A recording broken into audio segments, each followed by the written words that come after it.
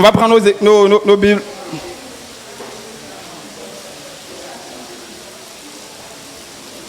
On va parler un peu de Yehoshua. Le nom Yehoshua, amen. Juste un peu. C'est pas de la démonstration. Voilà, nous ne sommes pas des érudits. Alléluia. Voilà. On va prendre.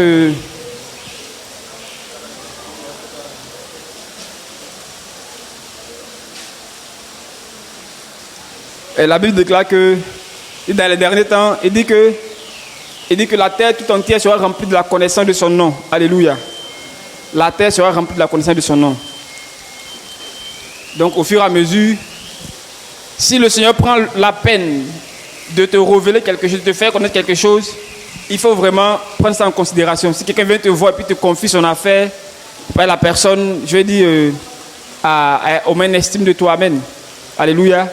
Donc si le Seigneur a pris la peine de nous révéler son nom véritable, son identité réelle, le nom d'origine, considérons aussi ce nom-là. Alléluia. Voilà. N'ayons pas égard à ceux-là qui pensent que nous sommes en train de judaïser. Alléluia. Amen. Mais aussi, ne condamnons pas aussi ceux qui n'ont pas encore reçu qui n'ont pas été reçu encore la révélation. L'esprit n'est pas convaincu. Bon, quand d'autres disent que je ne suis pas convaincu, bon, je ne trouve pas ça trop normal. Mais bon, qui n'ont pas encore été inspirés par l'esprit de prononcer ce nom-là, ne les condamnons pas non plus. Parce que quelqu'un peut utiliser le nom Yehoshua. Il va prier, ça n'aura pas d'effet. Et puis un autre va utiliser le nom Jésus-Christ, il va prier, ça aura d'effet. Ça dépend de la consécration de la personne, de sa vie. Alléluia. Donc ne compte pas seulement sur le fait que tu as le nom Yehoshua. Amen. Mais quand même, c'est un nom puissant. Un nom, en français, on ne pourra pas... Un nom, le nom Jésus en français, on ne pourra pas directement le définir. Il faut d'abord partir, on dit étymologie. Ça tirait de Jésus. Amen. Vous savez, j'aurais dû envoyer de la craie. J'ai oublié qu'on était dans une salle de classe. Il y a la craie?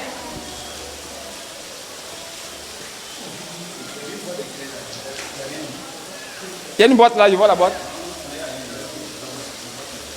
Non, il n'y a rien. Ah, c'est pas grave. Jésus. On nous dit que Jésus est tiré de Yehoshua. Tu as la craie, non?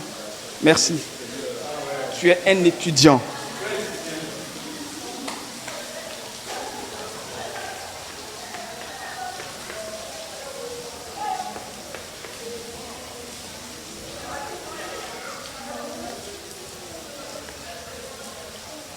Yehoshua, ça donne quoi? Jésus, n'est-ce pas? Ça donne quoi encore? Non, laissez Jésus là. Josué. Alléluia. Donc si on prend le nom de Jésus, qu'on peut prendre le nom de Josué? Vrai ou faux? Si on prend le nom de Jésus, si on prie Jésus, c'est qu'on peut prier Josué? C'est la même chose. C'est la même chose, non? Ah, on dit qu'il te chasse au nom de Josué. Ça veut dire que le nom, en principe, c'est pas le Seigneur, il est rempli d'amour. Sur ça là, il n'y a pas de puissance dedans. Ben, si ça, il est tiré d'ici. Ça est tiré d'ici. C'est même ADN là. Ou bien, c'est pas le Seigneur, il est rempli d'amour que ce nom-là a effet. Sinon, tout puissant, ça quitte ici. Alléluia. Donc, si quelqu'un qui te dit non, tu es en train de judaïser en disant Yehoshua, dis-lui que dans ce cas-là, ton Josué qui est dans la Bible là, c'est même Yehoshua là. Donc pourquoi tu ne pries pas le nom de Josué? Parce que tu dis que pour toi le nom n'a pas vraiment d'importance. Alléluia. Le nom a une importance. C'est très puissant. Donc je veux t'encourager à dire que si le Seigneur nous a pris le temps pour nous révéler ce nom, frère, considérons celui qui a pris son temps pour nous révéler ce nom et prononcer ce nom-là. Il a dit dans Yohanan 15, on va lire une parole dans Yohanan 15, Parce qu'on a dit que le Seigneur est un Elohim qui ne t'est pas compte des temps d'ignorance. Amen. Yohanan chapitre 15, verset 22. Yohanan 15, verset 22.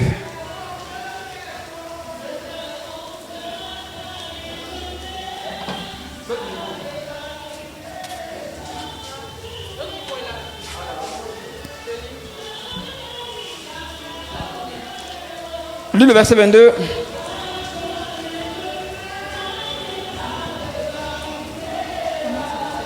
Jusqu'à combien?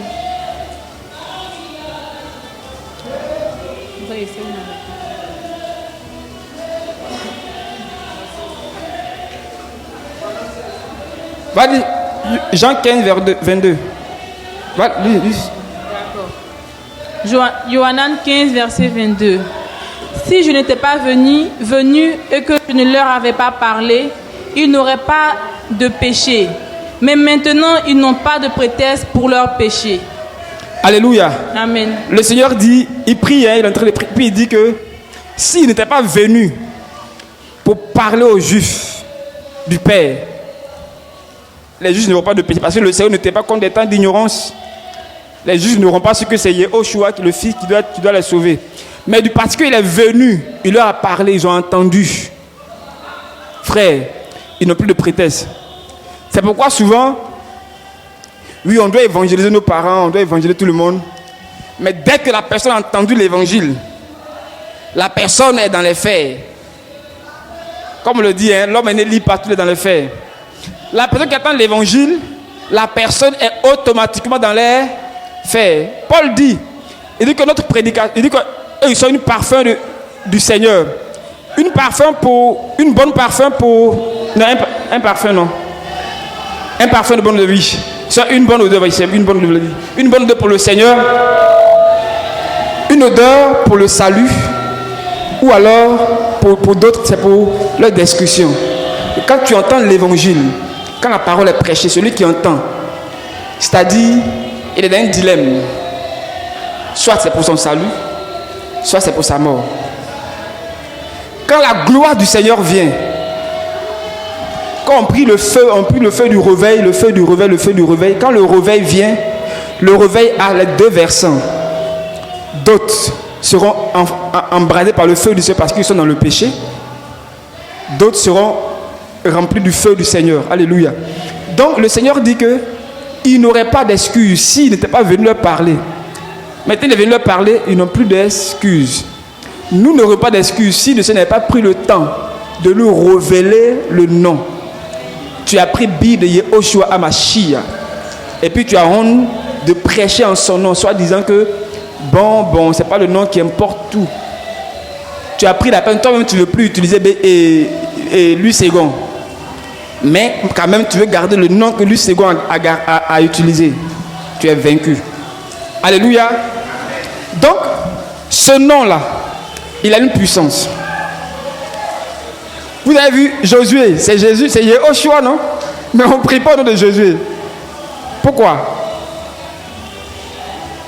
Ils ont pris notre merveilleux Yehoshua, le beau nom.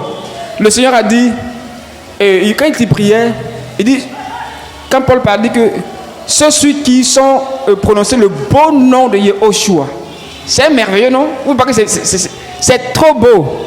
Donc ce nom-là nous a été donné pour notre délivrance, pour notre salut. Frère, n'ayons pas honte de prêcher en son nom. Si on dit non, bon, les gens ne sont pas habitués. Comment ils seront habitués si nous, on ne parle pas de ce nom? On doit leur parler de ce nom. Ça doit rentrer dans l'oreille là. Alléluia. Qu'ils le veuillent ou pas. C'est le nom. Je prends toujours cet exemple-là. Il dit tous les boutiquiers du quartier, souvent on les appelle Diallo. Il n'est pas Diallo. Parce que Diallo, c'est un nom. C'est aussi un nom de famille. Tu l'appelles Diallo. Bon, comme il sait que les boutiquiers l'appellent Diallo, il répond. Alors que le gars s'appelle peut-être Salam. Maintenant, quand tu vas arriver, une fois qu'il t'a maintenant lui-même dit, ah, mon nom c'est Salam, c'est pas Diallo. Et puis tu vas demain, après-demain, tu dis Diallo. Est-ce qu'il va te répondre? Il a pris son temps pour te dire, mon nom c'est Salam. Il va pas te répondre en dialogue. Mais tu vas voir que toi, il t'a dit que son nom c'est Salam. Il n'a pas encore dit à l'autre que son nom c'est Salam. L'autre connaît Diallo. Si toi tu viens, tu dis Salam, tu dis Diallo, il ne va pas te répondre. Si le vient Diallo, il va répondre parce qu'il n'a pas encore révélé son nom à l'autre. Alléluia. Ne sois pas surpris quand les gens crient au nom de Yehoshua, il y a effet. Puis d'autres crient au nom de Jésus, il y a effet. Mais toi, peut-être quand tu cries au nom de Jésus, tu as l'impression que bon, ce n'est plus les mêmes choses. Parce que Yehoshua sait qu'il t'a dit comment il s'appelle. Alléluia. Donc parle de ce nom pour que les gens le connaissent aussi. Amen. Il y a toujours une personne qui fait pour plusieurs personnes. On dit il y a une personne qui travaille pour que plusieurs mangent. C'est comme ça, non? Donc, il y a une personne que le Seigneur prend, à qui il révèle, et puis il doit partir aux autres. Alléluia. Donc, n'ayez pas honte. Il a dit dans Marc chapitre 8, si je ne me trompe pas, si on peut le prendre, Marc chapitre 8. Marcos 8.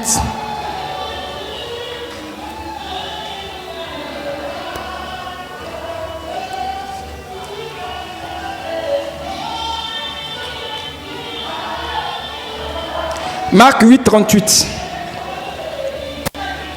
Marc 8, 38.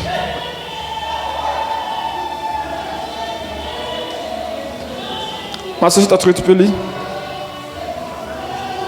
Marc 8. Marc 8, 38. Oui. Car celui qui aura eu honte de moi et de mes paroles dans cette génération adultère et pécheresse, le Fils humain aura aussi honte de lui. Quand il viendra environné de la gloire de son Père avec les saints d'anges. Ok, alléluia. Donc, car celui qui aura eu honte de moi et de mes paroles, ça fait partie de tout ça. Hein? Certains, il y a certains là, c'est par honte. Il est parti, il dit, oh, je veux me regarder bizarrement. Donc, je préfère utiliser le nom de Jésus. Alléluia. Amen. Donc, n'aie pas honte d'utiliser ce nom aussi longtemps que le Seigneur te donnera la force d'utiliser ce nom-là. C'est un nom qui est précieux, qui est tellement merveilleux, qui agit, qui fait ses effets. Alléluia. Amen. N'aie pas honte de ce nom. Si tu vas évangéliser, prêche au nom de Yehoshua. Tu vas au village, prêche au nom de Yehoshua. Peut-être même qu'eux-mêmes n'ont pas entendu l'évangile. Ça sera encore plus frais dans leur esprit. Alléluia. Amen. Amen. Par exemple, je prends juste un petit exemple pour les bien-aimés frères de Tolacro. Bon, c'est vrai que bon, il faut beaucoup travailler encore tout et tout. Mais je vais dire, quand ils ont reçu, ils ont été évangélisés, c'est par le nom de Yehoshua, ils ont été évangélisés eux tous. Donc tu vas voir, Jésus c'est rare. Que c'est même pas Jésus, bon, comme c'est un nom comme on connaît partout, même les convertis connaissent. Sinon tu vas dire, eux tous, même dans le village, on dit bon, c'est facile, les Yehoshua qui viennent. C'est par ce nom que pour la première fois ils ont été évangélisés. Si bon, les frères qui sont partis disent que bon, comme c'est au village, on commençait par Jésus, ça ne va pas. C'est Jésus qui va rester. Alléluia. Tu vas dans une contrée où l'évangile n'est pas encore passé. Commence par le nom véritable. Le Seigneur a pris le temps de le restaurer. Alléluia. Amen. Qui avait honte de parler de ce nom-là quand il va souvent dans un bon où il n'y a pas trop de Yehoshuaïstes? Un petit témoignage par rapport au nom. Amen. Amen. Moi, dans les débuts, quand moi j'avais mes grands frères, quand ils prient, ils disent Père, avant que je vienne puis parler de l'évangile, c'est leur nouveau Dieu. C'est leur nouveau Dieu. Puis bon, c'était un peu compliqué. Vu que je suis la dernière, on ne m'écoute même pas même. Donc avant c'était Yahweh. Maintenant Yehoshua, il dit il a dit quoi encore là-bas? Donc au moins, il faut espoir pour dire, pour il faut prier. Et le Seigneur bénisse nos repas au nom de Jésus. Donc une fois il était là, mon grand frère il est là à l'hôpital et le docteur qui l'a reçu et tout, il a donné les médicaments, il a dit bon reste, je vais prier pour toi avant que tu partes. Et le docteur a prié pour et puis au final il dit au nom de Yehoshua Mashiach. Donc mon grand frère qui est à l'hôpital il vient dire Poliana, j'ai vu l'un de tes disciples à l'hôpital là-bas. Lui aussi il a prié, il a dit au nom de Yehoshua, il a pensé à toi maintenant. Il dit Seigneur, c'est que je ne suis pas la seule. Je ne suis pas la seule. Il dit qu'il a fini de prier, ma petite soeur, il a dit au nom de Yehoshua. Il dit lui là, il prie dans la même assemblée que ma petite soeur. C'est ça, Dieu te dit, ma petite soeur, tu es d'accord. Donc, il a prié, Seigneur béni, au nom de Yoshua Mashiach. Souvent, il dit, au nom de la corne. Il dit, c'est que non, ça. De la corne fertile. Alléluia. Donc, vraiment, c'est un peu ça. On n'est pas les seuls, en fait. Amen. Donc, c'est vraiment ça. Publions ce nom-là. Alléluia. Publions ce nom. Publions ce nom. On dit, allez partout, publiez la victoire de Yoshua. Annoncez que Yoshua a vaincu les démons. Alléluia. Donc, va partout, prêche ce nom. Alléluia. Annonce ce nom sans hésiter, sans avoir honte, sans avoir égard à personne. Puisque celui-même qui porte ce nom n'a égard à personne. Alléluia. Alléluia. Le propriétaire du nom même, il ne regarde personne. Ils l'ont dit, hein, même Jean-Baptiste et Nicodémos a dit, nous savons que tu es le docteur venu de l'Oïm. Certains ont dit, nous savons que tu ne regardes personne pour agir. Tu fais selon ce que ton cœur a dit. Alléluia. Pourquoi toi, tu vas être influencé par des flecs, alléluia, des hommes qui ont la poussière, qui sont de la poussière, qui n'ont pas l'esprit supérieur en eux. Tu as l'esprit supérieur en toi, alléluia. Le nom qui sauve. Le nom même veut dire que Yahweh sauve. Jésus même, il n'y a même pas Yahweh dedans, il n'y a rien dedans. N'aie pas peur. Le Seigneur a pris le temps de te révéler. N'aie pas peur de ce nom. N'aie pas honte. N'aie pas honte. Prononce-le. Proclame-le. Fais-le connaître à ta famille. C'est vrai que c'est un feu que tu allumeras devant eux, parce que quand ils vont entendre ce nom, ils n'ont plus d'excuses. Mais tu n'as pas non plus le choix, parce que si toi tu n'annonces pas, c'est toi tu n'auras pas d'excuses. Donc tu veux te sauver, mais tu n'annonces pas aussi l'évangile parce que tu veux te sauver pour condamner les autres. Vous voyez cette complexité? Alléluia. Mais on est dans l'obligation d'annoncer l'évangile. Annoncer l'évangile. Alléluia. Amen. Amen. Que le Seigneur vraiment nous aide pour tous ceux qui avaient cette difficulté-là de vraiment prononcer ce nom. Quand il se trouve dans un endroit, bon, il sera le seul à prononcer Yehoshua. Tandis que on ne connaît que Jésus, Jésus, Jésus. Il va me regarder comment, il va me voir comment. Bon, là maintenant, il va se rappeler du verset de Paul qui dit, parmi les Grecs, fais comme un Grec. Parmi les Juifs, fais comme un Juif. Alléluia. On t'a envoyé au Vatican. Amen. Le nom qui est si beau. Donc vraiment, je nous encourage à utiliser ce nom-là. Un moment, on avait commencé l'évangile plusieurs. On partait en Grès pour évangéliser au terminus là. Et avant qu'on ne parte en journée, tant de prier par rapport à l'évangile. Puis j'entends la voix qui me disait, faites connaître mon nom. C'est-à-dire que le Seigneur voulait qu'on prêche dans la rue là en son nom, pas en Jésus. On est arrivé chez le grand frère Jean-Jacques. Bon, Samuel, on a commencé à prier un peu. Il a dit qu'il a reçu quelque chose. Je n'ai pas parlé. On est dans la rue là. Quand le grand a pris le micro là, il a commencé à évanouir au nom de Yoshua. Au nom de Yoshua. Puis il dit, c'est aussi, il avait parlé. Vraiment, Seigneur, tu es bon. Il a prêché au nom de Yoshua jusqu'à, pas de Jésus, hein. Au nom de Yoshua jusqu'à, on est parti. Et il y a un gars qui vient de passer, il devait être de l'église de Baranamis. Quand il est arrivé, il nous dit non. Genre comme nous, on veut judaïser Yehoshua. Il a commencé à faire un petit discours avec lui. J'étais avec mon frère Arnaud, on a parlé avec lui. Bon, il était aussi un peu. Il avait pris, il n'était pas saoulé à tanguer, mais tu savais qu'il avait pris un peu. Et quand tu bois un peu là, tu sais que la boisson l'a fait parler. Voilà. Proverbe a dit que les boissons fortes sont tumultueuses et le vin est bruyant. Donc quand tu prends un peu, tu ne peux pas te taire. Il a commencé à parler pour dire non, Yehoshua, les gens ne connaissent pas, tout et tout. Il dit, il savait pourquoi le Seigneur voulait qu'on parle en ce nom. Depuis ce jour-là, que j'ai dans marché où Yehoshua. Yehoshua. Je vais évangéliser seul. Yehoshua. Le nom t'a dérangé. Yehoshua. Quelqu'un va venir dire, c'est quel nom ça encore? Il dit, voilà, viens, il faut t'asseoir. On fait comme les nuits éthiopiens. On dit, il lisait, il ne comprenait pas. Pour une seule parole. Quand Philippe lui demande, est-ce que tu comprends même? Il dit, comment il peut commencer si quelqu'un ne m'explique pas? La Bible dit que Philippe lui a annoncé l'évangile de Yahushua à part cette parole-là. C'est-à-dire que ce n'est pas cette seule parole que Philippe lui a expliquée. La fille lui a expliqué, il dit, je t'ai expliqué ça maintenant, non? Bon, il faut m'écouter. Tu sais, comme ça, tout ce qui est Yahushua. Philippe, ça le grattait. Il cherchait l'occasion pour déverser. Alléluia. Donc tu dis Yahushua. Quelqu'un qui est curieux va dire, c'est quoi ça encore? Tu dis, voilà. Il faut t'asseoir.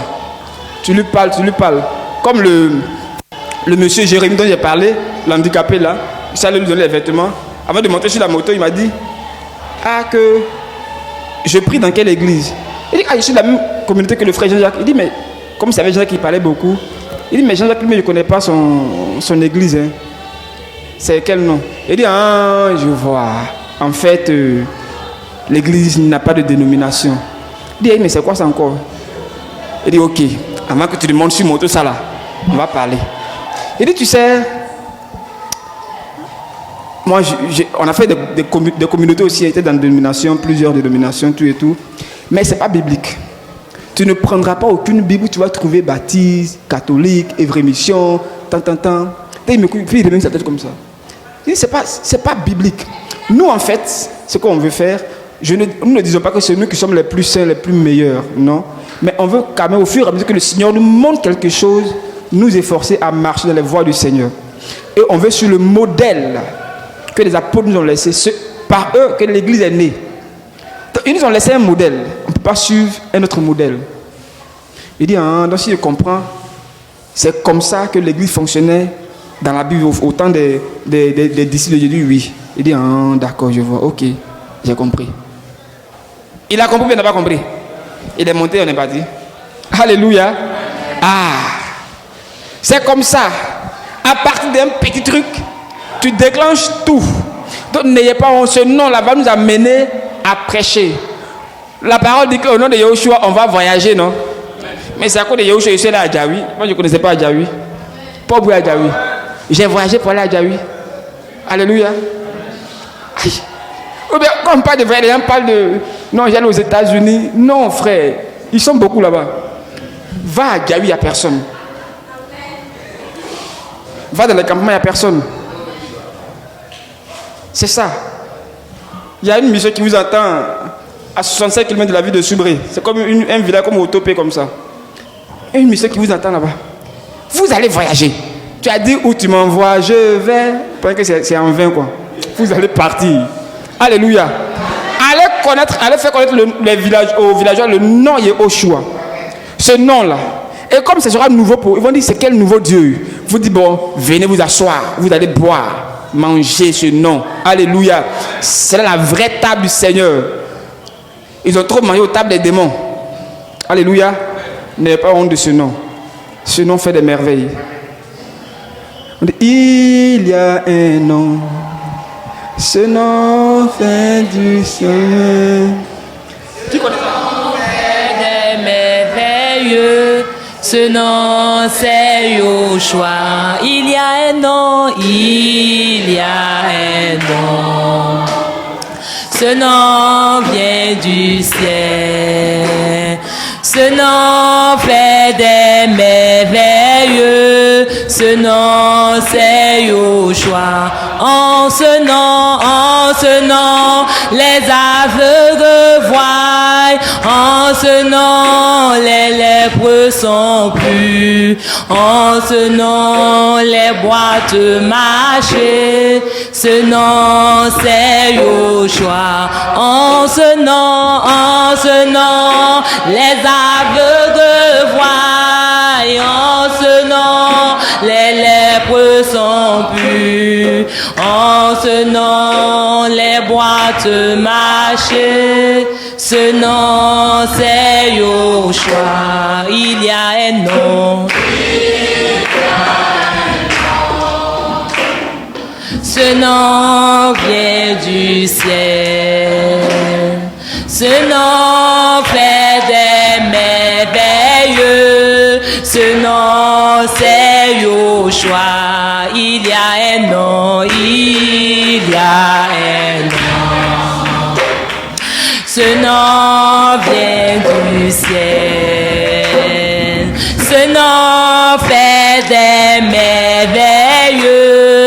ce nom c'est Yoshua. En ce nom, les aveugles voient. En ce nom, les lépreux sont purs. En ce nom, les boîtes marchent. Ce nom c'est Yoshua. En ce nom,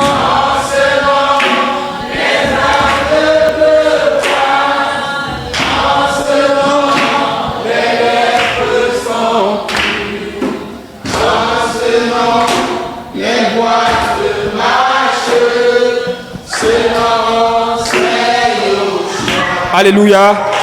Alléluia. Amen. Voilà.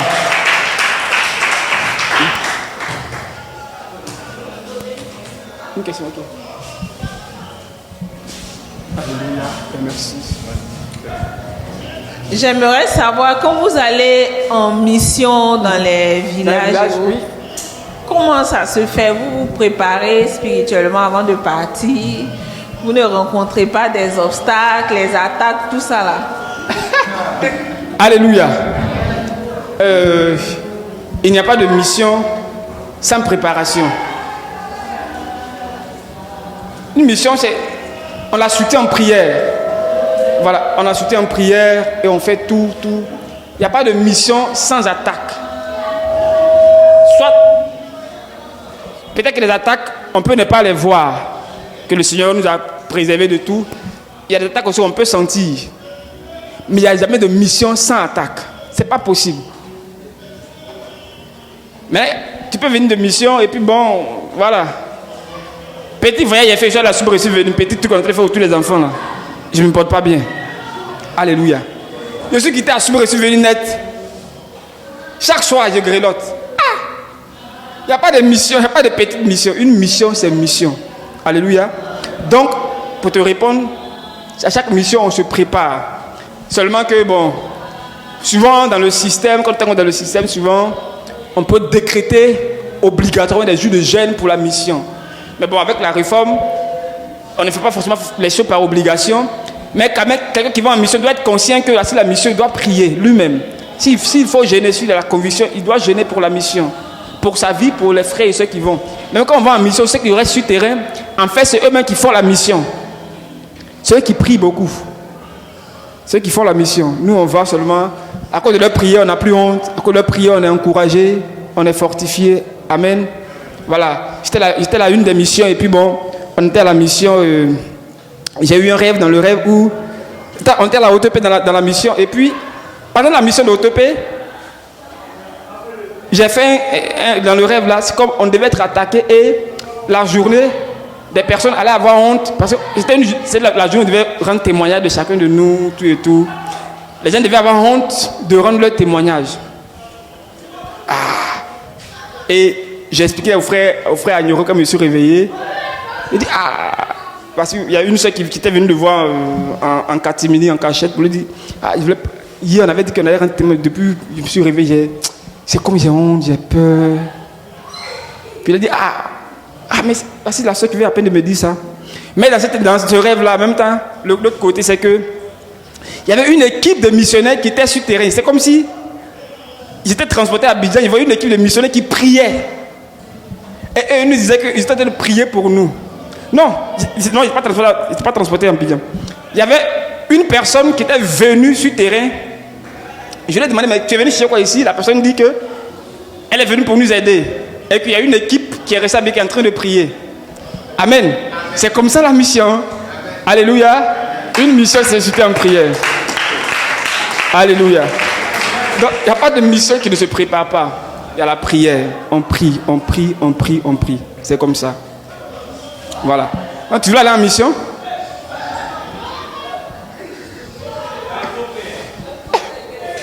D'accord.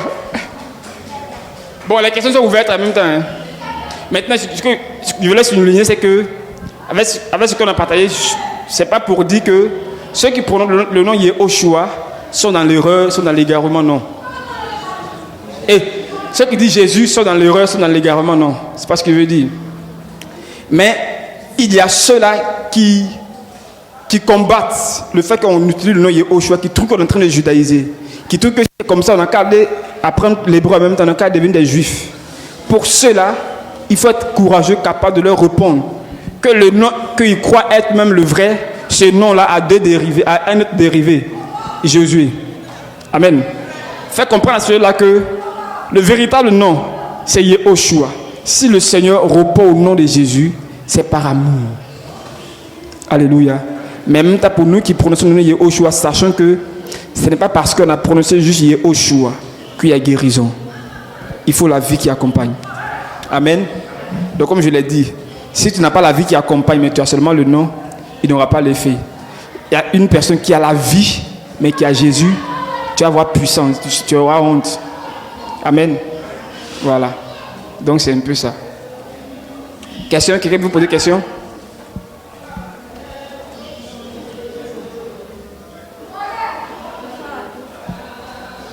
Je voulais poser la question. Tu parlais d'un verset qui disait que, où Paul disait que quand il est parmi les Grecs, il se comporte comme les Grecs. Quand il est parmi les Hébreux, il se comporte comme les Hébreux. Moi, je pose la question parce qu'il y a un camarade qui m'a sorti ce verset-là et qui dit que c'est normal que K.S. Bloom soit parmi les païens qui fasse tout ce qu'il fait. Donc, je posais la question, est-ce que c'est normal? Est-ce que c'est parce que Paul dit qu'il faut qu'il se comporte comme les Juifs quand il est parmi les Juifs, que nous, on peut aller dans les maquis pour prêcher, s'asseoir avec des païens? D'accord.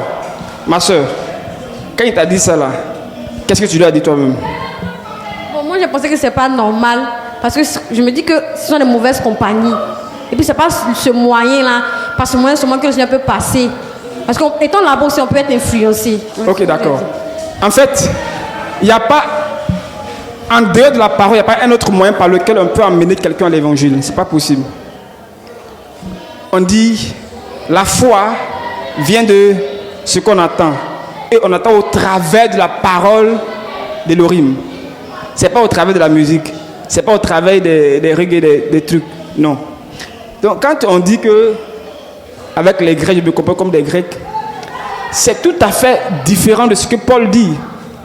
Du fait que, bon, comme ils sont païens, tu vas avec eux, puis tu adoptes leur style de vie, leur mode de manger, sachant que ce dans quoi ils se trouvent là est péché.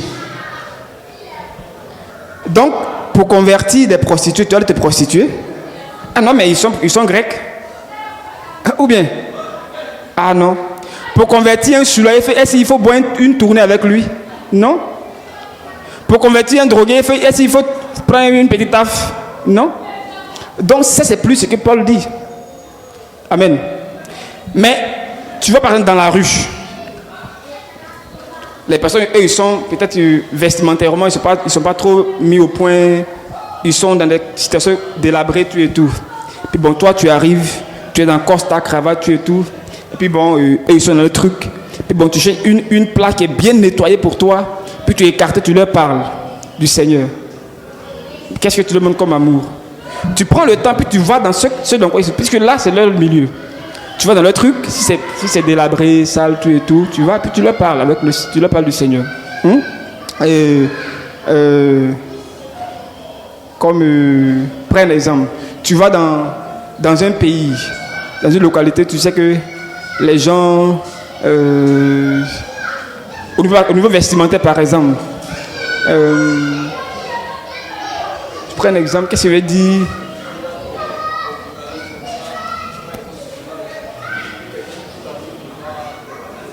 Oui, un exemple, tu vas dans une localité où les gens, ils ne connaissent pas peut-être les crêpes, les bonnes choses, comme ça, Abidjan. Et puis bon, toi tu arrives, toi tu veux manger shawarma au village. Bon. Ou bien les gens ils trouvent que bon, il faut s'habiller par exemple d'une manière jusqu'à arriver jusqu'en bas ici, fermer les chevilles, tout et tout. Tout le monde s'habille comme ça dans le village. Puis bon, toi tu arrives. C'est comme toi qui as l'onction forcément. Toi tu veux peut-être un kilo qui dépasse juste les genoux. Tant est que l'habillement que tu porteras, comme il se comporte, n'est pas un péché. Frère, pourquoi ne pas faire comme ça pour les gagner? Mais ce qu'il a fait là, c'est péché.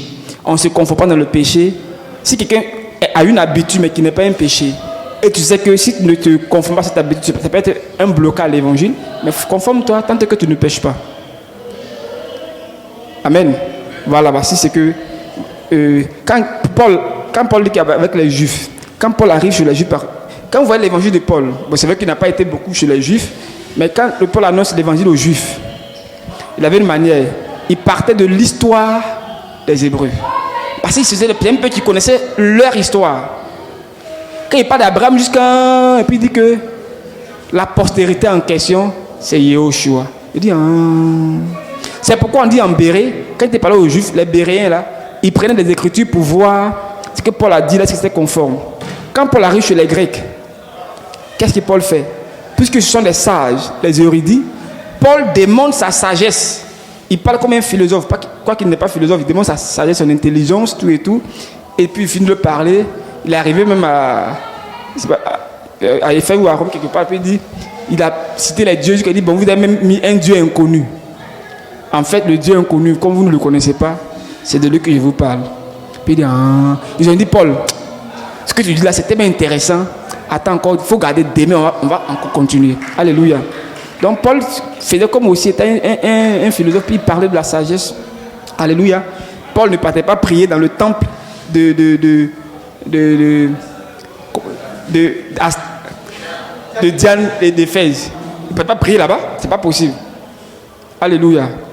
Voilà.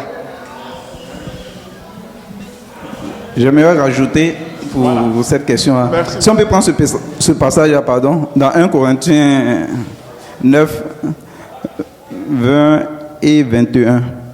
Le verset 21 même donne l'équilibre même par rapport à ça. 21. Et je suis devenu... On peut aller, hein? 20. 9, 20. 1 Corinthiens 9 à partir du verset 20.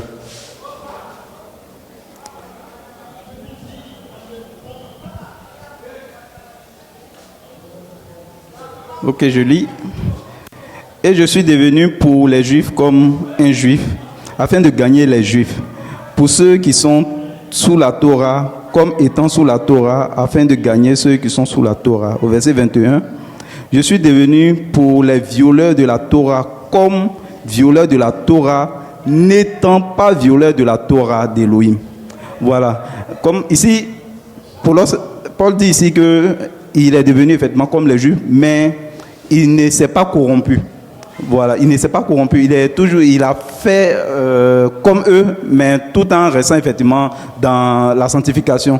Il y a un grand frère dans la foi même qui a raconté une histoire comme ça où on les avait invités quelque part pour partager la parole dans une assemblée même. Et arrivé dans cette assemblée-là, on les a accueillis. Leur façon d'accueillir était un peu particulière parce que chez eux, dans leur tradition, quand ils donnent de l'eau, ils utilisent un seul verre. Et ils donnent l'eau dans un seul verre et puis ils le donnent à eux. Or, généralement, les gens effectivement n'aiment pas boire dans le verre de l'autre. Donc, effectivement, pour ça, est-ce que s'il fait ça, est-ce qu'il viole il viole la parole? Il ne viole pas la parole. Donc, pour ça, effectivement, il a laissé lui ses façons de voir les choses et il a bu comme eux ils devaient boire. Donc effectivement, on ne doit pas prendre ce passage effectivement pour vraiment vivre dans le libertinage et en tout cas faire vivre comme les gens du monde. Voilà. Donc il y a vraiment l'équilibre. Il y a Kroumen ici, Kroumen. Il n'y a pas de Kroumen? D'accord. Au moins, c'est qu'elle dit, la personne pourrait me corriger. Chez les Kroumen, on dit quand tu vas en tant qu'étranger, avant qu'on te demande des nouvelles, ils ont du piment. Mais c'est le piment bien fait là, hein, le piment avec des petites magies. Le piment bien fait avec des petites magies. Le piment qu'on mangeait avec banane, bien, tu connais non? Bien doux là. Mais là on te sert ça avec la cola ou des petits colas, un truc comme ça. Donc tu prends et puis tu manges. Tu croques. Quand on te demande des nouvelles. Si tu ne fais pas ça, c'est que bon, voilà, tu ne nous as pas considérés quoi. Mais est-ce que piment et petit cola, c'est un péché? Tu croques. On n'a pas dit qu'il faut juste manger, il faut juste croquer, mais il faut que ça. Voilà, puis tu finis. On dit voilà, lui là, il est digne. On te met les nouvelles maintenant. Alléluia.